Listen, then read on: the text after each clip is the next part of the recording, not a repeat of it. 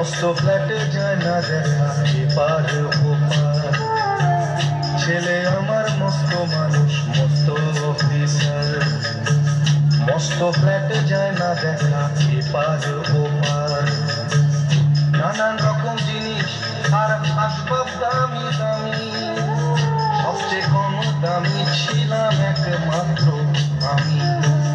ছেলের আমার প্রতি অগাধ সম্ভ্রম, আমার ঠিকানা তাই বৃদ্ধাশ্রম।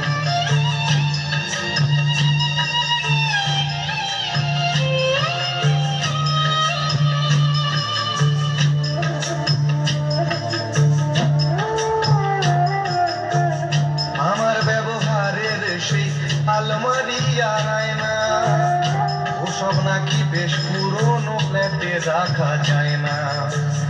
আমার ব্যবহারের সেই আলমারি আর আয়না, ওসব নাকি বেশ পুরনো ফ্ল্যাটে রাখা যায় না। ওর বাবার ছবি ঘড়ি ছড়ি ফিরে হলো তাড়াতাড়ি, ছেড়ে দিল কাকে খেলো পোষা বুড়ো ময়না। স্বামী স্ত্রী আর অ্যালসেশিয়ান জায়গা বড়ই কম, আমার ঠিকানা তাই বৃদ্ধাশ্রম।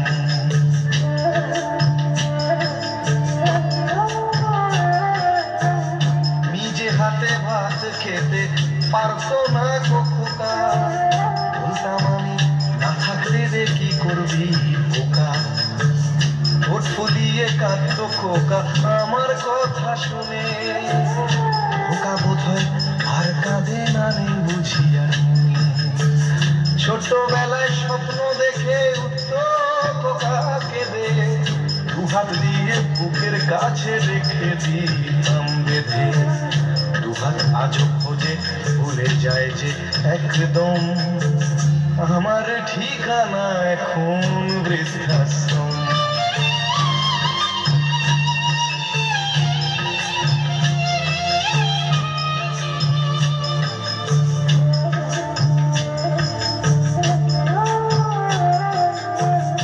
খোকারও হয়েছে ছেলে 2 বছর হলো, আর তো মাত্র বছর 25 ঠাকুর মুখ তোলো।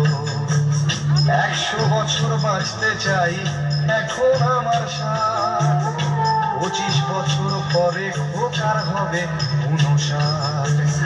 আশ্রমের এই ঘরটা ছোট, জায়গাও দেখেছি, খোকা আমি দুজনেতে থাকবো পাশাপাশি।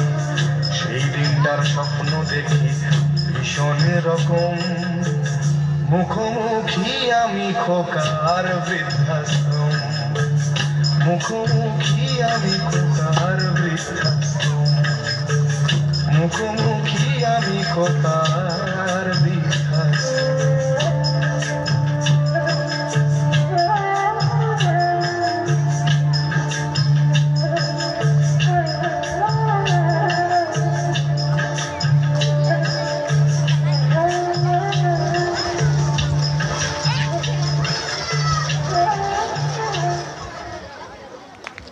নমস্কার। আজকের পর থেকে আপনারা সকলে মনে রাখবেন যেন এরকম কোনো বাবা মায়ের বৃদ্ধাশ্রমে যেতে না হয়। এরপর শুরু করছি আমরা আজকের প্রভাত সঙ্গীত। জয় Shivshambhu Pashupati. Subhashis Deb, please come here.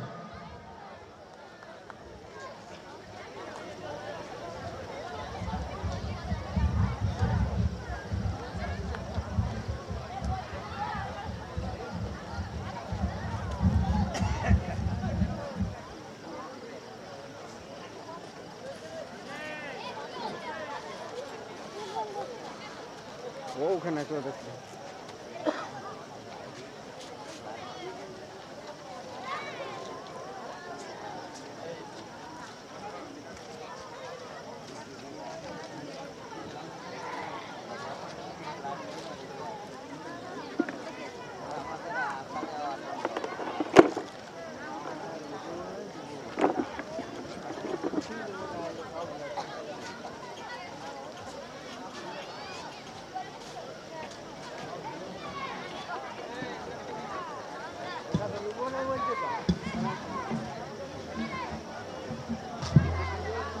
Hello hello check hello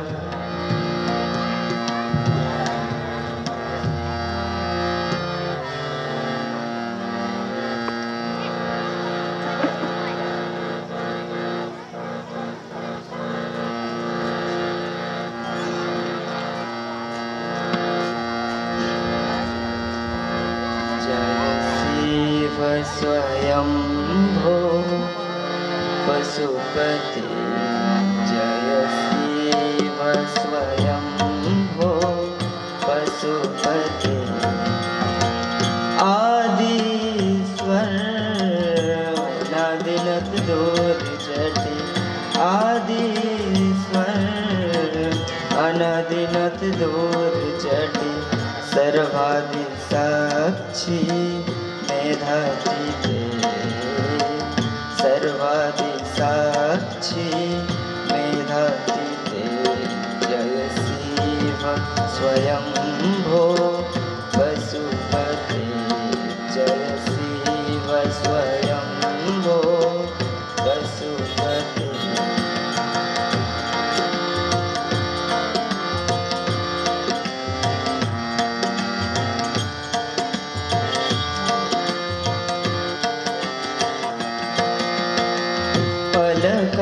पलकदगातसि त्रिलके वससि सर्वे भूर्मधिधरन्धसि अलकदगातसि त्रिलके वससि सर्वे भूर्मधिधरन्धसि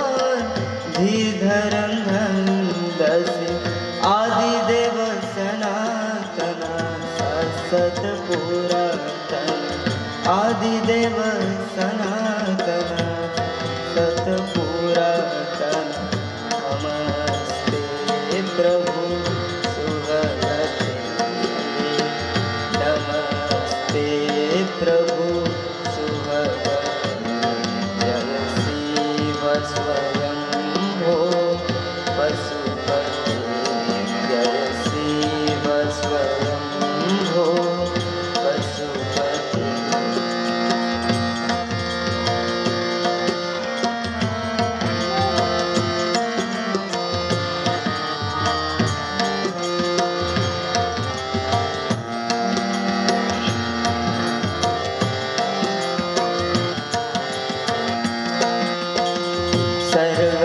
सर्वगुणातीत गुणातीत ईश्वर सर्वतेहि त्वं गुणोधीश्वर सर्वगुणातीत गुणातीत ईश्वर सर्वतेहि त्वं गुणोधीश्वर काले ओ काले असि मधुरे हो ससि काले ओ काले असि सुमधुरे हो ससि सर्वलकम्बर लकपते सर्वलकम्बर लकपते जय शिव स्वयंभो पशुपति जय शिव स्वयंभो पशुपति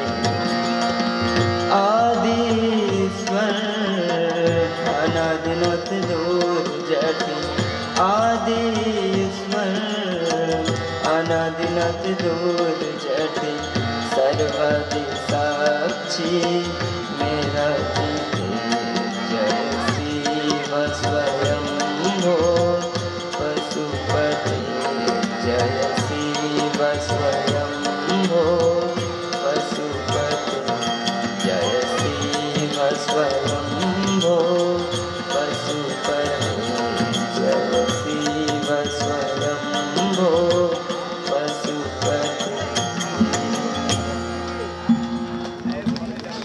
এরপর আরেকটি প্রভাত সঙ্গীত করে শোনাচ্ছে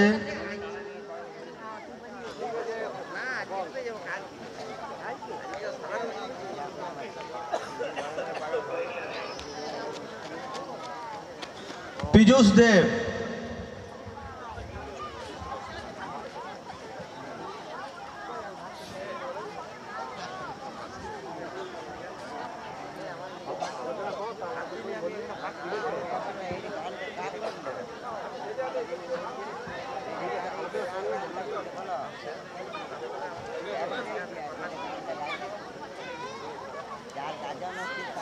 हेलो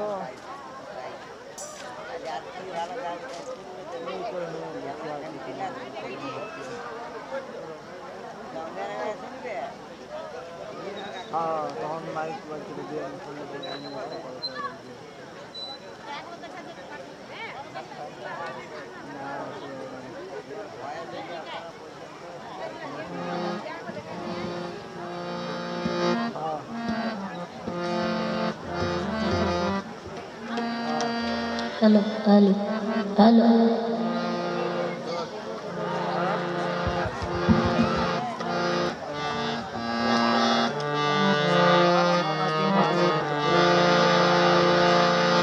রারি রিরার মাটি রারি রিরার মাটি রারি রিরার মাটি রারি রিরার মাটি লাল মাটি লাল মাটি রিরার মাটি লাল মাটি লাল মাটি রিরার মাটি লারি রিরার মাটি লারি রিরার মাটি লারি রিরার মাটি লারি রিরার মাটি লাল মাটি লাল মাটি রিরার মাটি লাল মাটি লাল মাটি রিরার মাটি সোনার কোণে মুক্ত মনে সোনার কোণে মুক্ত মনে কেউ জানে মাটি কেউ জানে মাটি লাল মাটি লাল মাটি রিরার মাটি লাল মাটি লাল মাটি রিরার মাটি লাল মাটি লাল মাটি রিরার মাটি লাল মাটি লাল মাটি রিরার মাটি মধুর মানুষ মধুর ভাষায় মধুর মানুষ মধুর ভাষায় মধুর নতায় ভরা ভাষা মধুর নতায় ভরা ভাষা পূর্ণ করে সকল আশা পূর্ণ করে সকল আশা পূর্ণ করে সকল আশা পূর্ণ করে সকল আশা পূর্ণ করে সকল আশা পূর্ণ করে সকল মাটি নই মাটি লাল মাটি লাল মাটি রিরার মাটি লাল মাটি লাল মাটি রিরার মাটি লারি রিরার মাটি লারি রিরার মাটি লারি রিরার মাটি লারি রিরার মাটি লারের সকল কিছুই ভালো লারের সকল কিছুই ভালো লারের সকল কিছুই ভালো কালোর মাঝে ভরা আলো কালোর মাঝে ভরা আলো প্রাণের প্রদীপ হৃদয় ধরো প্রাণের প্রদীপ হৃদয় ধরো প্রাণের প্রদীপ হৃদয় ধরো প্রাণের প্রদীপ হৃদয় ধরো প্রাণের প্রদীপ হৃদয় ধরো মাটি নই মাটি লাল মাটি লাল মাটি রিরার মাটি লাল মাটি লাল মাটি রিরার মাটি সোনার কোণে মুক্ত মনে সোনার কোণে মুক্ত মনে কেউ জানে মাটি কেউ জানে মাটি লাল মাটি লাল মাটি রিরার মাটি লাল মাটি লাল মাটি রিরার মাটি নমস্কার নমস্কার। এরপর আমরা ডেকে নেব আমাদের এই যে শিবের গাজন বা তারক ব্রহ্ম শিব কিভাবে পৃথিবীতে এলেন, ওনার কি মহিমা, সে সম্পর্কে আমাদের কাছে অজানা। যদি জানতে চাই তাহলে আমি সকল দর্শক বন্ধুকে বলবো আপনারা মঞ্চের সামনে এসে উপস্থিত হন। এই যে শিবের মহিমা কিভাবে উনি সদাশিব আমাদের পৃথিবীতে কি কি মহিমা দেখালেন, শিবের শিক্ষা সেই সম্পর্কে আমাদের দাদা আচার্য পূর্ণ দেবানন্দ অবধূত মহাশয় ওনাকে দু চার কথা বলার জন্য অনুরোধ করছি।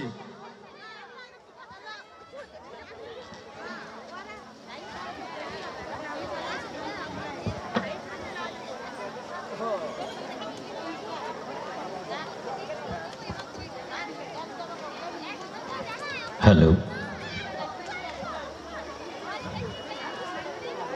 আজকের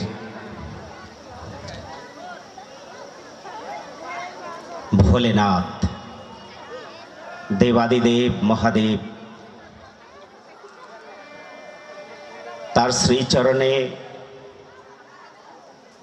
প্রণাম জানিয়ে তার ভক্তবৃন্দ যারা এখানে বসে আছেন সবাইকে অভিনন্দন জানিয়ে ভোলেনাথের মহিমা সম্পর্কে কিছু বলার আমি চেষ্টা করব।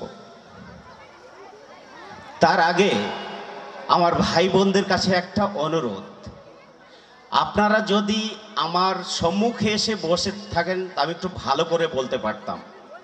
আপনারা দূরে দূরে বসে আছেন তাই আমার তো বলতে অসুবিধা হচ্ছে আর কি। যাই হোক, আমার এটা অনুরোধ, আপনারা যদি বসতে পারেন খুবই ভালো, তবু আমি বলবো। বলার আগে আমার প্রশ্নটা হলো, এই আমাদের সামনে অনেক ভাইয়েরা আছেন, বোনেরা আছেন। প্রশ্ন হলো, মা সরস্বতীর হাতে বীণা, কার্তিকের হাতে তীর ও ধনুষ, লক্ষ্মীর হাতে লক্ষ্মীর ভাণ্ডার, কলস। এখন বলুন তো, কোন চাষি ভাই যখন চাষ করতে যায় সে কি পকেটে কলম নিয়ে যায়? কলম নিয়ে যায় না। কি নিয়ে যায় বলো তো তোমরা? হাল, নাঙ্গল, এইসব নিয়ে, কোদাল নিয়ে মাঠে যায়, তখন বলা হয় সে চাষি। এখন একজন ছাত্র, সে কি হাতে কোদাল বা নাঙ্গল নিয়ে যাবে স্কুলে? না। সে কি নিয়ে যাবে? কলম, খাতা, লেখাপড়ার যত যাবতীয় অ্যাক্সেসরিজ নিয়ে যাবে, তাই তারা ছাত্র, তাই নয় কি? এর মানে হলো, মানুষ কি কাজ করে তার বস্ত্র, তার সাজ সরঞ্জাম দেখেই বোঝা যায় যে এই লোকটা এই কাজ করে। একটু বোঝার চেষ্টা করো আমি কি বলতে চাইছি। এখন ধরো ভগবান কৃষ্ণ, তার হাতে কি রয়েছে? সুদর্শন চক্র। তারপর নারায়ণ, তার হাতে রয়েছে গদা। এখন শ্রীকৃষ্ণ কেন সুদর্শন চক্র ধরেছিলেন বলো?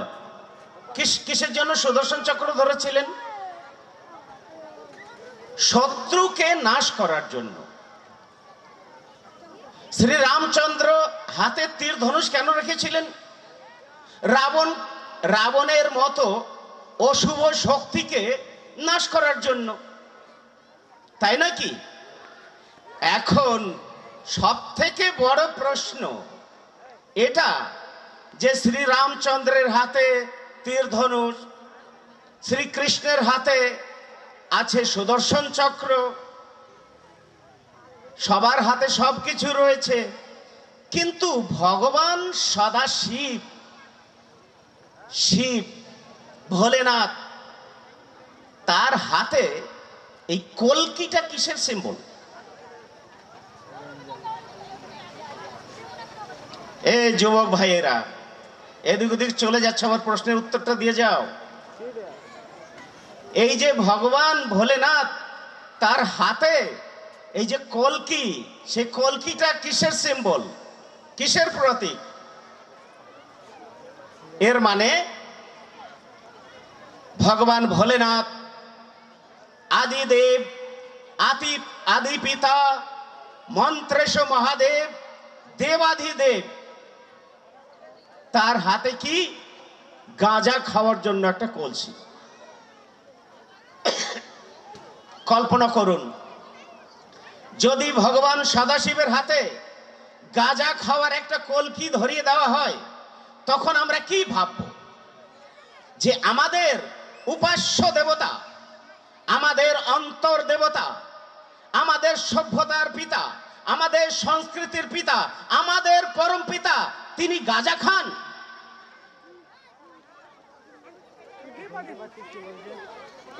তার হাতে ত্রিশূল আছে, ঠিক আছে, তার হাতে ডমরু আছে, ঠিক আছে, কেননা ডমরু হলো একটা বাদ্যযন্ত্র।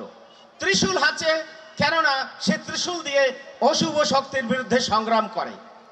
কিন্তু আমার বুদ্ধি বিবেক এটা কখনোই মানতে রাজি হয় না যে সে গাঁজা খেতেন বসে বসে। আমার বুদ্ধির বিবেকে এখনো ঢুকছে না। তবে সমাজে অনেক পণ্ডিত জ্ঞানী গুণীরা আছেন, সবাই বলেন ভগবান সদাশিব তিনি তো গাঁজার নেশায় পড়ে থাকতেন শ্মশানে। আমার প্রশ্ন আপনাদের কাছে, এই কথাটুকু কতটুকু যুক্তিযুক্ত, কতটুকু তার সম্মানকে বাড়াচ্ছে? যাকে আমরা আদি পিতা বলছি, যাকে আমরা আদিদেব বলছি, যাকে মন্ত্রেশ মহাদেব বলছি, তার হাতে গাঁজা কে থামিয়েছিল? এই কথাগুলো আজগুবি ভণ্ডামি গল্প ছাড়া আর কিছু